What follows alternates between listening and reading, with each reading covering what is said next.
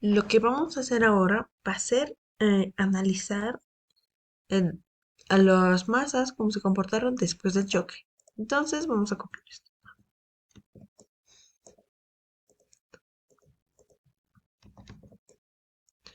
Listo. Ahora, después del choque, más lo vamos a copiar.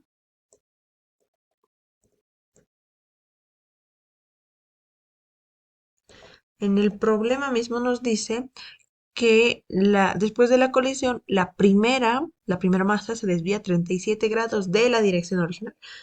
O sea, que de lo que estaba yendo horizontalmente va a sufrir un desvío. Perdón, esto. De lo que estaba yendo así,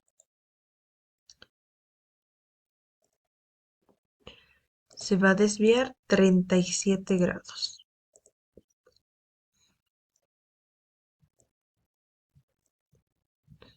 Aquí va a estar el ángulo alfa, que es igual a 37 grados, ¿verdad?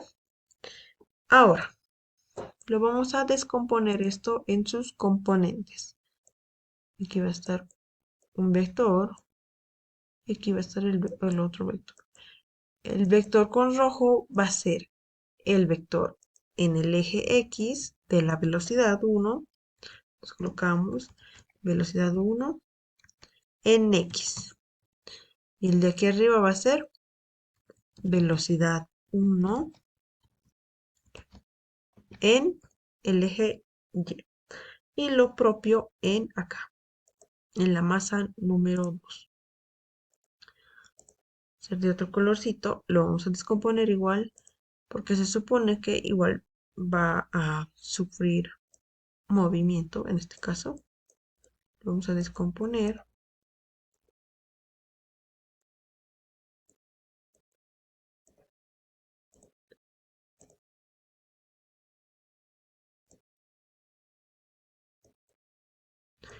Listo. Entonces, aquí vamos a notar cantidad de movimiento en el eje y el otro va a ser cantidad de movimiento en el eje X. Listo. Y el otro va a ser únicamente cantidad de movimiento, porque no hemos hallado aún la cantidad de movimiento. Hallamos la cantidad de movimiento en la masa número 1, pero no en la masa 2.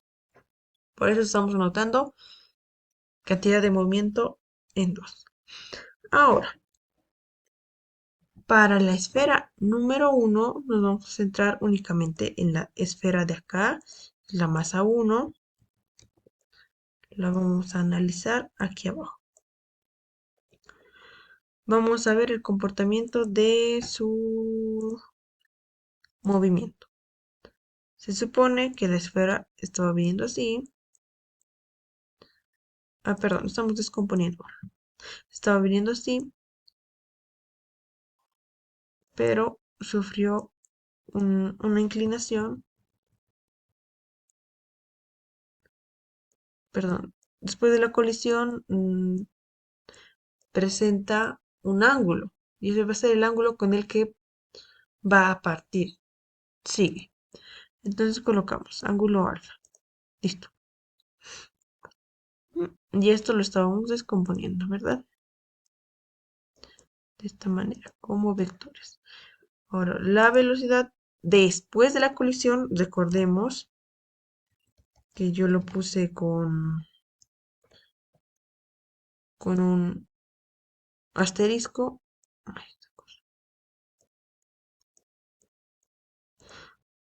Va a ser después de la colisión, recordemos eso.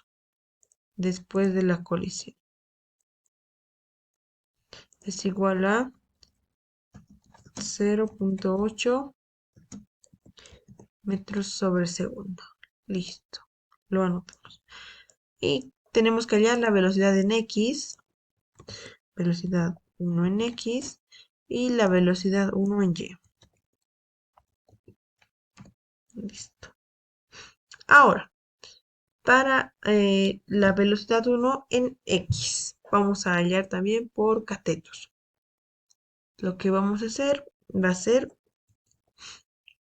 aquí anotamos, para velocidad 1 en X. Listo, aquí lo vamos a hacer. Vamos a anotar por por una de estas teorías muy importantes, que se aplica únicamente para los triángulos rectángulos. Como podemos ver, este es un triángulo rectángulo. Ya, muy bien. Aquí lo que vamos a hacer, vamos a aplicar coseno. Recordemos que coseno es igual a cateto adyacente sobre hipotenusa. Entonces, cateto adyacente, que es próximo o más cercano al ángulo, sobre hipotenusa. Pero nosotros queremos saber la velocidad en X, por lo que vamos a despejar a la velocidad 1. Muy bien. Como está dividiendo, pasa al primer miembro como una multiplicación. Entonces vamos a colocar coseno de 37 grados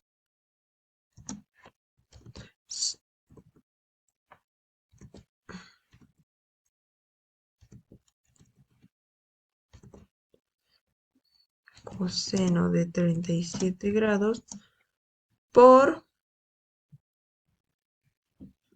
perdón,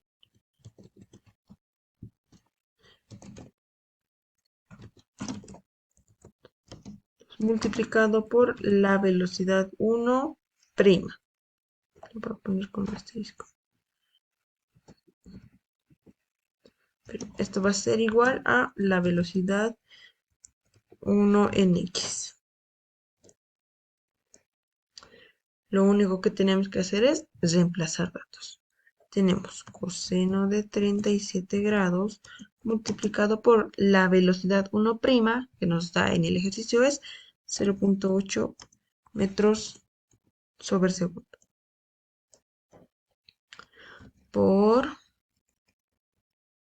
Igual a la velocidad 1 en X. Hacemos estos cálculos. 0. Coseno de 37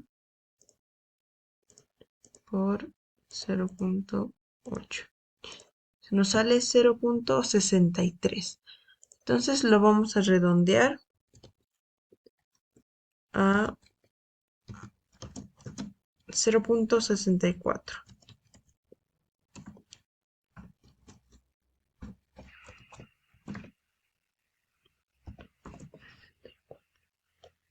0.64 metros sobre segundo. Listo. Ahora, para la velocidad 1 en Y, vamos a hacer lo propio, pero esta vez con la función seno. Entonces, vamos ahí. Es que hallamos, la velocidad 1 en Y. Vamos a continuar esta vez hallando la cantidad de movimiento, pero esta vez por ejes, ya no solo como lo hicimos anteriormente, ¿verdad? Entonces, sigamos. Esto lo vamos a separar, no nos confundamos luego. Vamos a colocar hallando cantidad de movimiento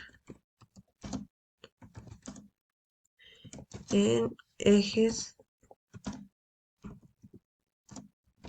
X y Y. Listo. Ahora vamos a hacer la cantidad de movimiento 1 de la masa 1 en el eje X va a ser igual. Va a ser igual a la masa 1 multiplicado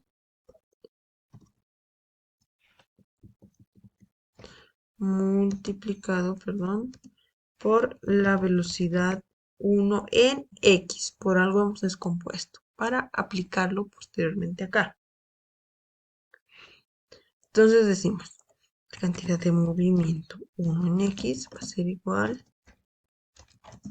a la masa 1, 0.29 kilogramos, multiplicado por la velocidad 1 que hallamos acá, 0.64 metros sobre segundo. Listo. Vamos a requerir nuestra calculadora. 0.29 por 0.64. Nos da como resultado 0.1856. Entonces, la cantidad de movimiento en el eje X va a ser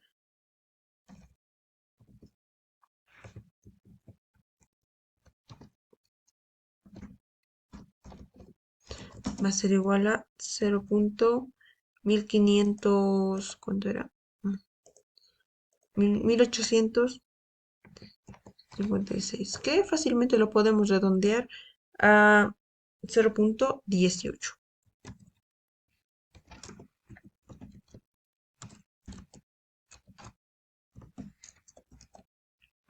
18. Pero kilogramos por metro sobre segundo. Ya hallamos en el eje X. Ahora vamos a hacer lo propio, pero esta vez en el eje Y. Recuerden partir por ejes. Entonces vamos a ir. Muy bien. Ya hallamos en el eje X la cantidad de movimiento y también en el eje Y. Ahora vamos a juntar X con X y Y con Y. ¿Cómo lo hicimos en este caso? Vamos a analizar la cantidad de movimiento primero en 1 de la masa 1 y después de la masa 2. Entonces colocamos cantidad de movimiento. Pero esta cantidad de movimiento es vectorial, por lo que tiene que tener la flechita. Listo, para que no nos confundamos. Perdón, aquí tengo un error ortográfico. Ya. Entonces colocamos cantidad de movimiento 1. Entonces después de la colisión. No se olviden, después de la colisión. Nos dice que en el eje X recorrió un tramo de 0. Perdón, que en el eje X presenta una cantidad de movimiento de 0.18 kilogramos metros sobre segundo. Entonces anotamos 0.18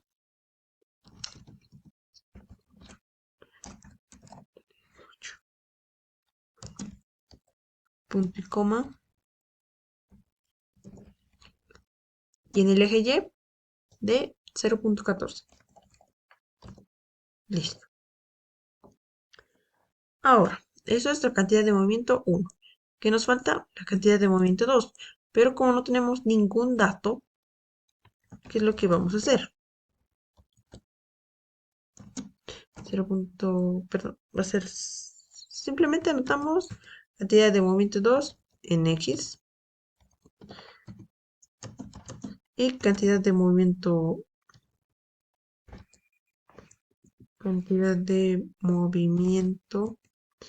2 en Y. Listo. Ahora, como en el primer caso, vamos a juntar X con X y Y con Y. Y de esta manera vamos a hallar la cantidad de movimiento para después. Entonces, y esto va a ser igual a la suma de la cantidad de movimiento 1 más la cantidad de movimiento 2. Recordemos que todos estos son vectoriales, entonces no nos olvidemos colocar las flechitas, porque nos están indicando la dirección. Listo. Y ahora sí juntamos los X con las X y los Y con las Y. Y nos va a quedar de esta manera. Que hagamos esta relación, vamos a seguir con la igualación de cantidad de movimiento en antes y cantidad de movimiento en después.